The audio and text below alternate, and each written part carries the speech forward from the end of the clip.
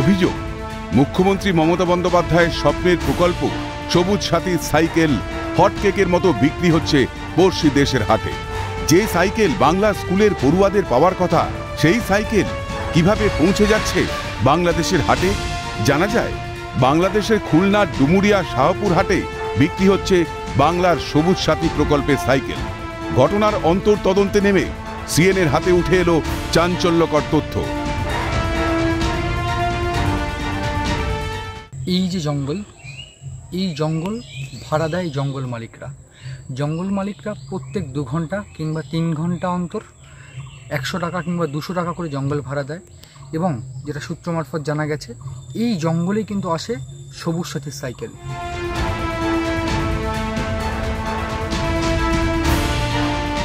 Cycle পাচারের সঙ্গে যুক্ত এজেন্টদের বক্তব্য অনুযায়ী প্রথমে সীমান্ত লাগোয়া এলাকায় ভাড়া নেওয়া হয় বাগান।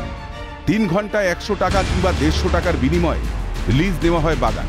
এজেন্টরা আগেই রেকি করে দেখে নেয় কিভাবে সাইকেল বা বাইকের সামগ্রী পাচার হবে, সেই বিষয়ে সমস্তটাই।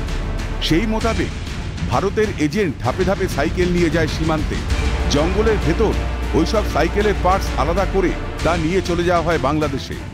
এখানেই শেষ নয়, সিএনএর অন্তর্তদন্তে উঠে এসেছে বাংলাদেশের সাতক্ষীরা থেকে ওই পার্টস ফিট করে সেই সাইকেল চলে যায় পড়শি দেশের বিভিন্ন এলাকায়, যেমন খুলনা, যশোর, ডুমুরিয়া এসব জায়গায় বিক্রি হয় সাইকেল। এমনই অভিযোগ উঠছে প্রকাশ্যে। এবং এই সাইকেল, যেটা সূত্র মারফত খবর, এই সাইকেলই কিন্তু খুলে ফেলা হয়। সাইকেলটাকে বিভিন্ন পার্টসগুলো তার আলাদা করা হয় এবং আলাদা করে বস্তার মধ্যে ভরে সেই বস্তা বাংলাদেশে চলে যায় গভীর রাতে কিংবা অন্ধকারে, কিংবা কখনো কখনো প্রকাশ্যে দিবালোকে চলে যায় এই যে ঘাট, এই ঘাট পার হয়ে। এই সাইকেল পাচারের সঙ্গে যুক্ত এক ভারতীয় এজেন্ট জানালেন, জঙ্গল থেকেই পাচার হয়ে যায় বস্তাবন্দি সাইকেলের পার্টস। এনে তারপরে এখানে রাখার পরে এখানে রাখলে সমস্যা হয় না? না, এই বাগানে রাখে, বাগানে ভাড়া দেয়। মানে যাদের বাগান তারা ভাড়া দেয়? যাদের বাগান তাদের। কিভাবে ভাড়া দেয়? ভাড়া দেয় হয়তো 2 ঘন্টা রাখলো 300 টাকা দিল। আচ্ছা, বা 3 ঘন্টা রাখলো। কটা করে আসে সাইকেল? এই 8টা, 10টা, 7টা। তারপর কি হয়? তারপর এটা খুলে বস্তা পরে ওভার সাইকেলের পার্টস বস্তা ভরা হয় এখানে, খুলে আলাদা হয়। এখানে কতজন কাজ করে? এই এপারে আছে 3-4 জন এজেন্ট সহ।